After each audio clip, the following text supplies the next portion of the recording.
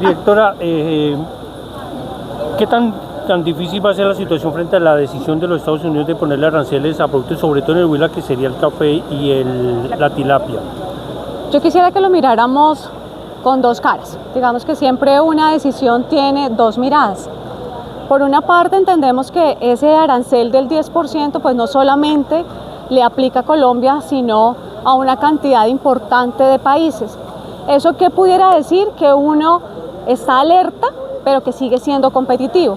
¿Qué nos preocupa? Que ese 10% se traslade al consumidor final, lo cual nos puede generar allí restar una competitividad e incluso poder disminuir el consumo del producto como es el café principalmente y la tilapia en Estados Unidos.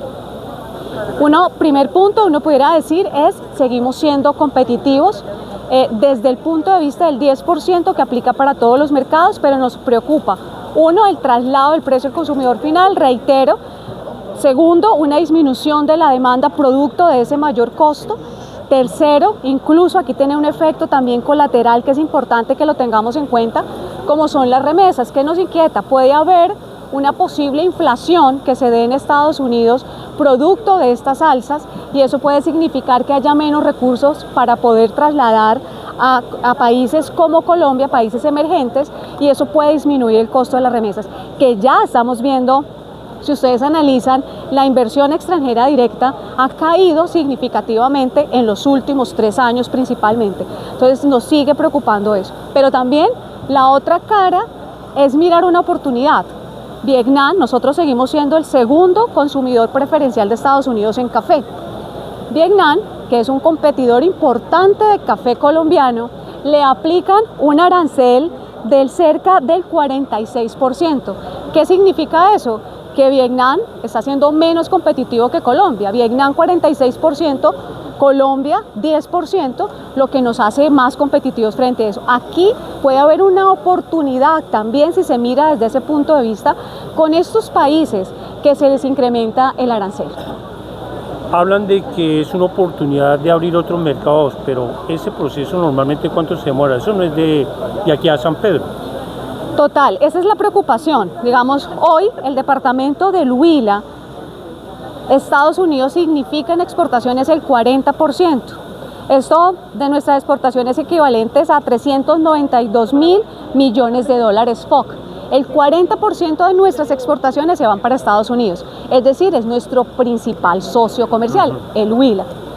¿Qué estamos diciendo? Necesitamos abrir nuevos mercados, diversificar la canasta exportadora, es decir, que nosotros no exportemos solamente café y piscicultura, que representa cerca del 94% de las exportaciones del Huila, solo esos dos productos. Y fíjense que esos dos productos, el 40% se va para Estados Unidos. Entonces estamos diciendo, necesitamos diversificar, pero también, y lo entiendo por su pregunta, es porque el reto está, por ejemplo, la Unión Europea, ¿qué nos dijo?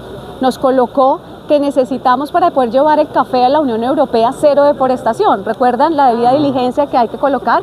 Entonces ahí también nos puede generar una restricción y es que nuestros productores, si no generan o si generan deforestación, pues pueden tener problemas. Y ese camino es de años.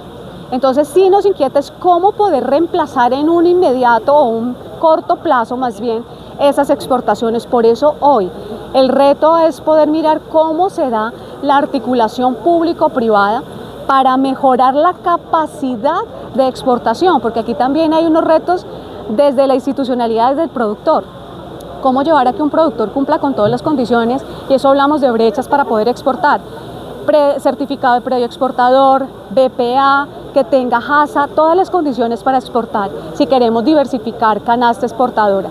Entonces, ahí también está la institucionalidad, pero también desde la Cámara sí nos parece importante hacer un llamado, por supuesto, al Gobierno Nacional de analizar muy bien lo que pase, porque esto no se puede volver en una reciprocidad, porque también nos puede preocupar en un momento dado que el gobierno diga nosotros también vamos a aumentar los aranceles.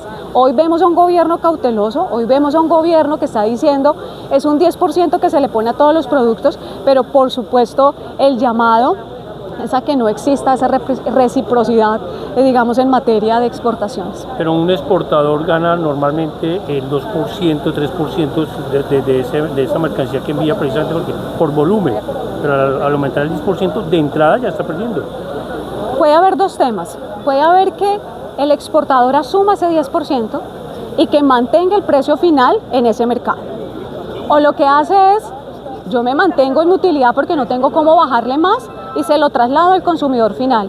Pero eso significa que puede reducirse en un momento dado la cantidad de producto exportado. Entonces puede verse desde esas dos caras. Por ejemplo, si un norteamericano dice me tomaba 5 tazas de café al día, pues quizás ahora solo me puedo tomar 4. Digamos, es si el costo se traslada al consumidor final.